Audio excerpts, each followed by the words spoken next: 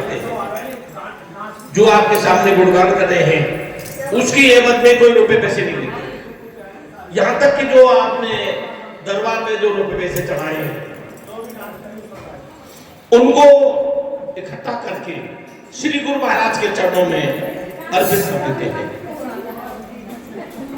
हमारे भक्तों का केवल एक ही उद्देश्य है कि गुरु महाराज की चर्चा और हरि नाम का गुणगान एक कॉलोनी से दूसरी कॉलोनी और एक शहर से दूसरे शहर हमारे भक्त आगरा तक कीर्तन करने जाते हैं। पंडित जी क्या हो रहा है?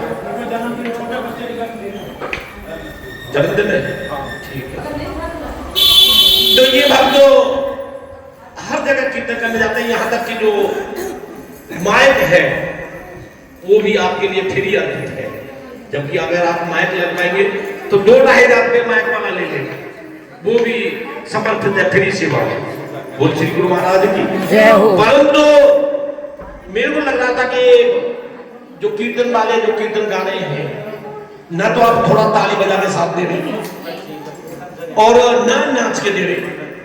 देखिए भक्तों के जब मन बढ़ता है, उल्लास बढ़ता है, तब जो आगे वाला सुनने वाला ताली बजाए कुछ सुने ध्यान से, तब उत्साह बढ़ता है।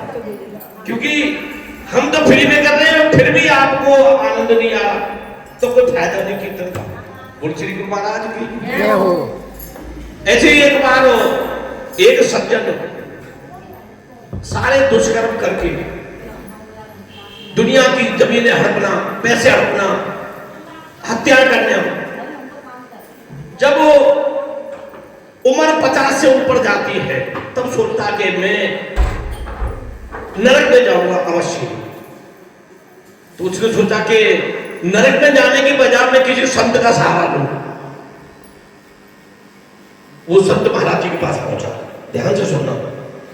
तो संत महाराज जी के पास पहुंचा, उन्होंने कहा महाराज मैंने जिंदगी में सारे दुष्कर्म किए हैं, पाप किए हैं, हत्या किए हैं, दुनिया के पैसे मारे हैं, तो मैं इस पाप से कैसे मेरे को छुटकारा मिले? संत महाराज जी उसकी देख के पीछे का जो भूतकाल था उनका इसने बहुत ही बुरे कर्म कर रहे हैं। उन्होंने कहा कि भाई एक सूखी लकड़ी है, उसको लकड़ी पका दी कि महाराज ये लकड़ी ले जाओ और तीरथ पर निकल जाओ, घर मत जाना पड़े, और जहां ये लकड़ी हरी हो जाए से लौट के आ जाए, फिर मैं उपाय बताऊंगा। तो संत महाराज ने तो अपना छुटकारा पा लिया कि ना ये हरी होगी और ना ये लौट के आएगा, क्योंकि उसके दुष्कर्म ऐसे हैं। अब वो चलता चलता जा रहा था कि चलो जी जगन्नाथपुरी पहुंचता हूं।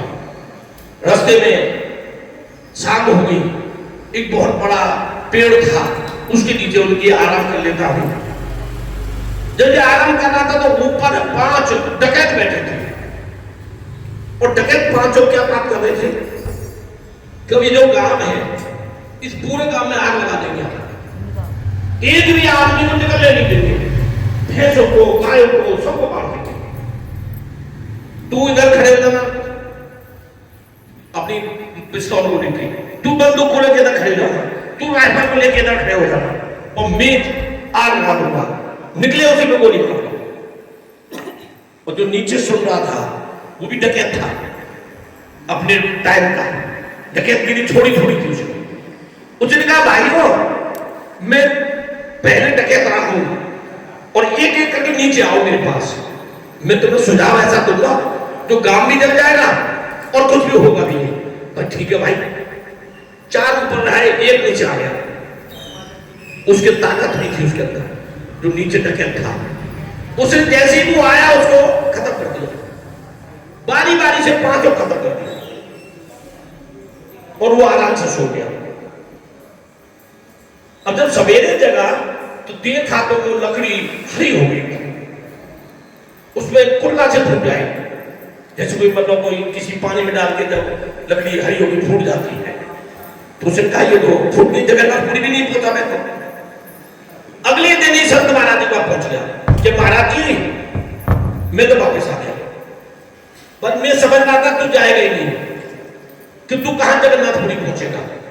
भाई महाराज मैं वापिस इसलिए आ गया कि आपने कहा था जहां लकड़ी हरी हो जाए वहीं से वापिस आ जाइए। तो लकड़ी हरी हो गई, मैं दिखा कहा को देखा तो उसमें कुल्ला से फूट रही थी। भाई ये कैसे हो गया? मुझे 5 आदमियों को मार के आना, 5 आदमी को मार के आना और फिर भी तेरा पुण्य मिल गया तेरे को, ऐसा कैसे हो सकता है? देख लो कितनी होशियार है। इन पे नचाना नहीं आया, इन पे नचाना नहीं आया। देखो समझ गया आगे तक की कहानी। उन्होंने गांव के औरतों की, आदमियों की, मवेशियों की, भैंसों की, गाय की, सबकी जान बचाई। वो 5 आदमी मार गए। क्यों नहीं लगी? कि दूसरों की भलाई के लिए अगर तुम पाप भी करते हो वो पुण्य में परिवर्तित हो जाता है।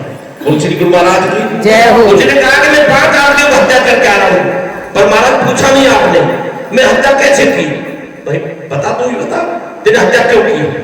कि महाराज वो 5 डकैत थे और मैं जिस पेड़ के नीचे आश्रय लेकर बैठा था तो 5 को 5 बात कर रहे थे, आज इस गांव में आग लगा देंगे, कोई भी आदमी मिले उनको गोली मार देंगे और भैंस गाय सब जल के मर जाएंगे। तो महाराज मैंने उनको बचाने के लिए 5 की हत्या कर दी। वाह बेटा वाह, क्योंकि दूसरों की मानवता करना, दूसरों की भलाई करना सबसे बड़ा पुण्य का काम है। अब तेरे जो पाप थे सब कट गए और तू जाके स्नान कर ले, गंगा स्नान। बोल श्री गुरु महाराज की कि आज से ये प्रतिज्ञा ले लो कि किसी का बुरा नहीं करना।